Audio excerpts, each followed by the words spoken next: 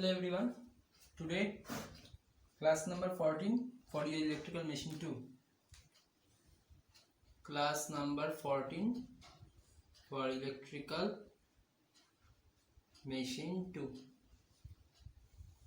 So today I will discuss the phasor diagram of the three-phase induction motor. So what is phasor diagram? Write first definition of phasor diagram.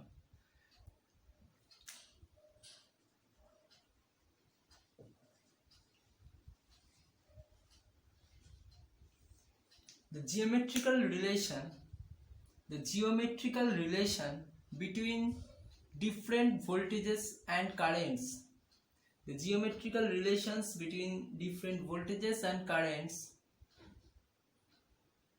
in a three-phase induction motor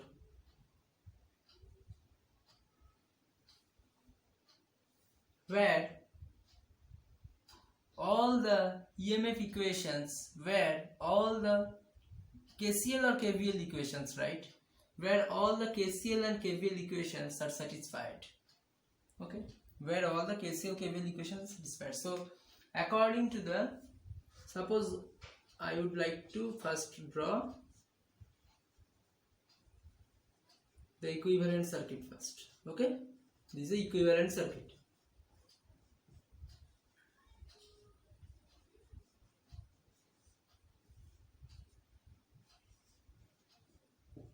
This is Vs, R1, X1, I1 current is entering, I0 current is leaving from here. It will be Re, this is Xm, this is IE, this is Im, and here will be I1 dash, there will be EMF induced E1, here will be EMF induced E2, these are R2, X2 and I2. Okay, these all parameters already I have been discussed in last class. Okay, so from here can you write the equations? So first you have to write the equation. So what will be the equation? KVL or KCL equation for that? So Vs equals to, so apply KVL in primary side, that is the stator part. It is the stator part, this is rotor part. Okay, so KVL at stator. So Vs equals to what? I1 R1 plus J I1 X1. Why J? Because it is a reactive term. Okay, plus E1, right? So make it equation number 1. And then KCL at stator part. What will be the stator part? The KCL. KCL will be I1 is the incoming current, which will be equals to I0 plus I1 dash. And again I0 is divided into IE plus IM plus I1. Okay, so as I0 equals to IE plus IM. Okay, so make equation number 2. And KVL at rotor part. So what is KVL? So E2 will be the excitation voltage over here, which will be equals to I2 R2 plus JI2 X2. Okay, so this is your equation number 3. So another concept you have to write, that I2 is induced. I2 is induced due to the current component of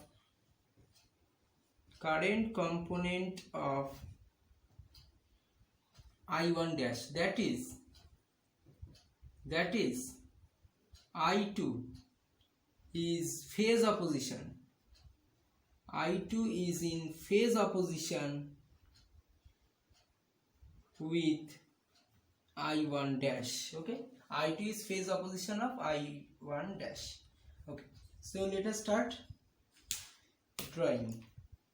So you have to first complete something. So take, so reference, here we consider the reference axis be phi. Phi means flux. Phi means flux generated. So whatever the flux is emitting through here, so the flux is taken as reference. So I am writing this flux. Suppose phi axis is a reference axis. Okay, first one. And now I would like to express first that the second equation I have to draw it. Okay, first. That is, always remember, this phi is a magnetic component and Im is a magnetic component. So phi and Im are always in same phase. Okay. So write these comments also. Im and phi are always in same phase. And as the IE is an electrical component, Im is a magnetic component, that is IE will be, or Im is a reactive component and IE is the resistive component, right? Im is a magnetic reactive component and IE is the resistive component. That means Im is lags behind the IE by angle 90 degree. So IE will be leading from Im, or Im will be lagging from IE. Okay. So this IE and Im, if we add them, then what happens? IE and Im, if we add, then I naught will be coming. So now let us add them. So how to add? Basic concept: two vectors should be added by making the parallelogram rule. So making a parallel line to that from here. So making the another parallel line from here to perpendicular parallel to it. So we get a resultant. So this is your I naught, right? So I naught, and what is I? So now I naught, before writing the I naught, you have to first set the axis of voltage. So as it is a phi axis, so voltage axis always leading by 90 degree from this phi. So phi axis will be, so we are considering the phi axis first. So your phi axis will be, this is your phi axis, this is your voltage axis. Okay, this is your voltage axis. So from this voltage axis the current is lagging. This I1 dash current is lagging. Why? Because it is a inductive current. There is a RL type load or RL type circuit it is a. So that's why from this voltage line axis the current is always lags behind some voltage phi. Okay, so we are taking the voltage phi. So now suppose I am arbitrarily draw it. Okay, so this angle equals to phi 1.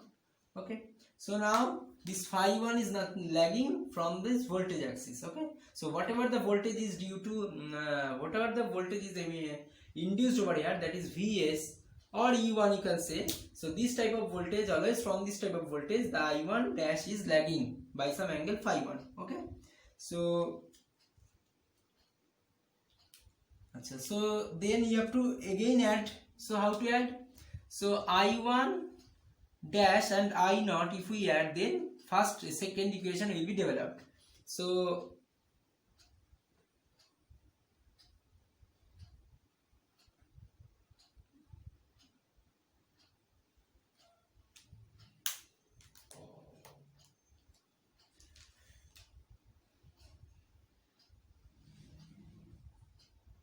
okay, so this is your I1. So now this section shows the equation number 2. Okay, this section shows the equation number 2. Okay, so now move into equation number 1. I1 multiplied with R1, I1 multiplied with R1, and then added with J I1 X1. Okay, so what will be I1 R1? So now you have to draw now E1. So now let us consider voltage within this voltage axis. There will be a E1. Okay, suppose we are taking this one as a E1. Okay, that is this EMF. So now this E1 added with I1 R1. So I1 is in phase, this phase. So I1 R1 will be, yes, I1 R1 phase. I1 and R1 parallel to it. So next J I1. J means it will be lagging by 90 degree. Yes, so it will be quadrature of it. So it will be J I1 X1, right? So now if we add from the center, then whatever the line is coming or generated, it will be your Vs. Okay, so this area or this section will satisfy the equation number 1. This section is satisfy the equation number 1. Okay, So now I again move into the third equation. So third equation is nothing but E2 I2 R2 plus J I2 X2. Okay. So now again you have to consider another voltage axis which is exactly opposite to that, because if we consider it is a E1 axis, so it is E1 axis, then E2 axis will be just opposite to it, because we know every action has equal and opposite reaction. So that means if we consider E1 as the action, so E2 will be the reaction of it. So E1 exactly opposite to it, it will be the E2 axis. Okay, it will be E2 axis. So over this E2, somewhere of this axis, the peak of the E2 will be persist. Okay. So now we have to perform this concept, that is the concept was I1 dash and I2 are in phase opposition, right? I1 dash, then I2 is phase opposition of I1 dash. So whatever the I1, just make a opposite. So this is your I2, right? Just opposite of it. I1 dash is in phase opposition of I2, or I2 will be phase opposition of I1.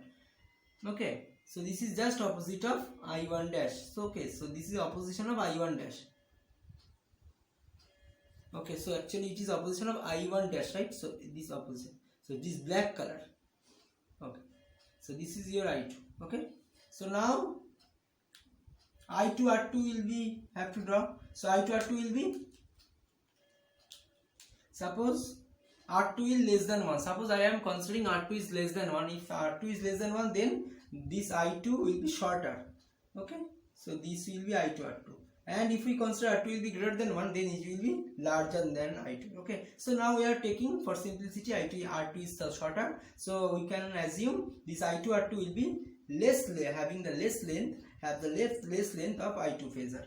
Okay, so next you have to add J I2 X2. So J I2 X2 means, so now you have to put a 90 degree, and you have to draw a 90 degree line from here, so that it can reach a point on this E2 axis. So this amount is actually the E2. Okay, this is your J I2 X2, and this is your I2 R2. Okay, so this is the phasor diagram of three-phase induction motor. So now you have to conclude something over here. So conclude it first.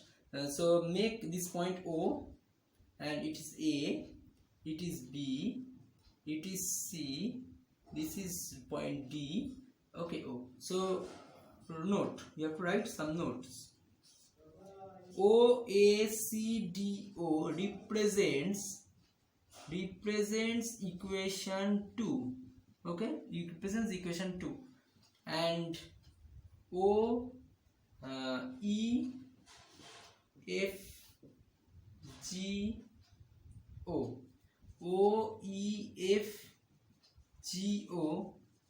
represents equation 1, and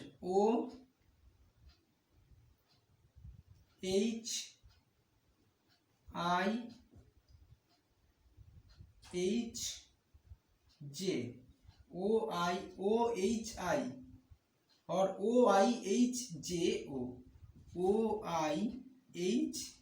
OIHJO represents equation number 3. Okay, so these three note you have to write, and this is all about of your phasor diagram, which is similar to that of the three-phase in a single-phase transformer, and this is the phasor diagram. Okay, so now you have to write something, the figure caption. So now write the figure caption. Phasor diagram of three-phase induction motor. Phasor diagram of three-phase induction motor at standstill condition. This is standstill condition. Okay, and when there is a rotation, or there is a steady state, sorry, not standstill, it is a three phase at S equals to 0 condition. No, S equals to 1 condition, that is standstill condition. Yes, right, it is a standstill condition. Now if we move the running condition, that is when it is in sleep, it has some particular sleep, then instead of it there will be a resistance, and it is variable resistance. As the sleep is, so it is your R2 dash by S. As the sleep is falling, so it will be cutting, right? It will be cutting. Okay, this is called RL, the equivalent mechanical loading of a three-phase induction motor. Okay, equivalent mechanical loading of a three-phase induction motor, which is not in your syllabus. Okay, no need to write. Okay, so just I am clarify it. It is a for steady state or standstill condition. Okay, so now I will move into the torque equation. So you have to now develop the torque expression.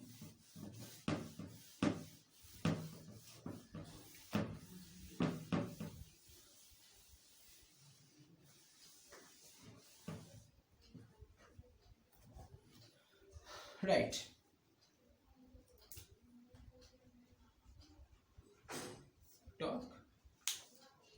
Torque developed by the rotor. Torque developed by the rotor of an induction motor is directly proportional with number 1, rotor current, that means I2. Number 2, stator flux per pole, that is phi. And number 3, power factor of the rotor.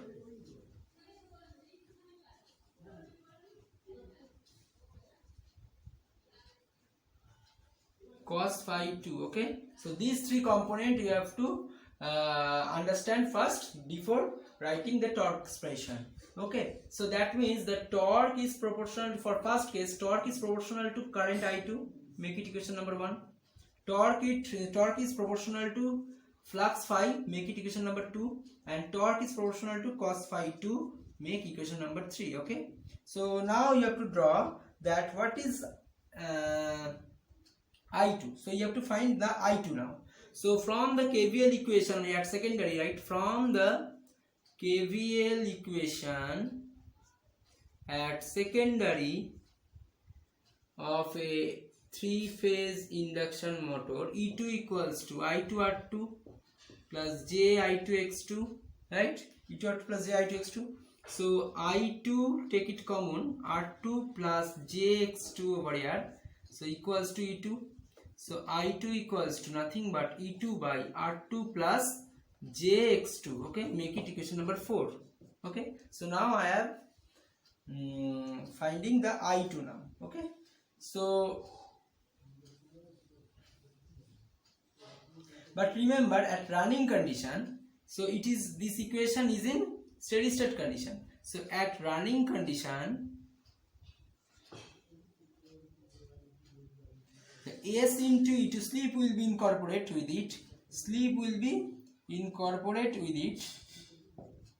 Okay, so E2 and X2 are incorporating by a sleep, but there is no component of sleep in case of your resistance. Okay, so here E2 can be written as S into E2 by R2 plus JSX2. Okay, so make it equation number 5. So from equation 4 and 5 you can easily take one, but I prefer the equation 5 because there is a sleep. Okay, in general case you can perform the equation finding the torque expression. Okay, so you have to take the equation 5 instead of equation 4, which is very important to you. Okay, so now here you have to write, so what is cos phi 2? Cos phi 2 means power factor. So from the definition, right, from the definition of power factor, cos phi 2 equals to what? R2 by Z2. R2 by Z2, that means the rotor resistance by rotor impedance, that will be R2 by R2 plus JSX2, right? R2 plus JSX2. Okay, so if we want to find the magnitude only, so that will be equals to root over of R2 square plus A square X2 square, right? R2 square plus r2 square by r2 square plus a square x2 square. Okay, so this is your cost. We make it equation number 6. Okay, so now from equation 1, 2, 3 and 5 and 6 we have t is proportional to e2 by, from equation 5 es e2 by r2 plus, okay, so make it root over square. Okay, make it root over square. Okay, so root over of r2 square plus a square x2 square. Okay, so multiplied by 5 and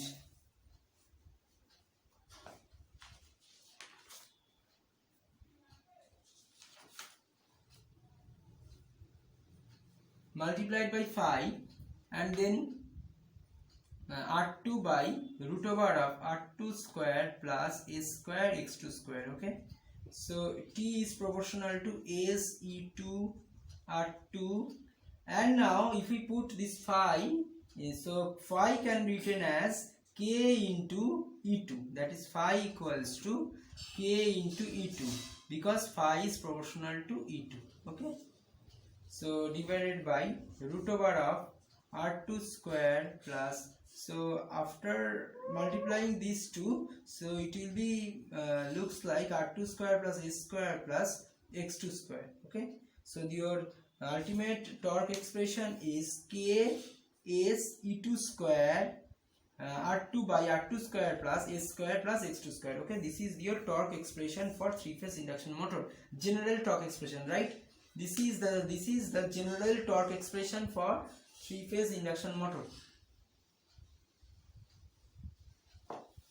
Now there is a lots of torques are there.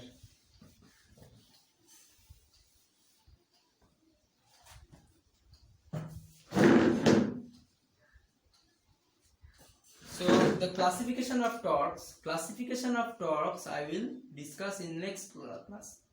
Classification of torque will be discussed in next class. Okay, so wait for the next class. I will come back.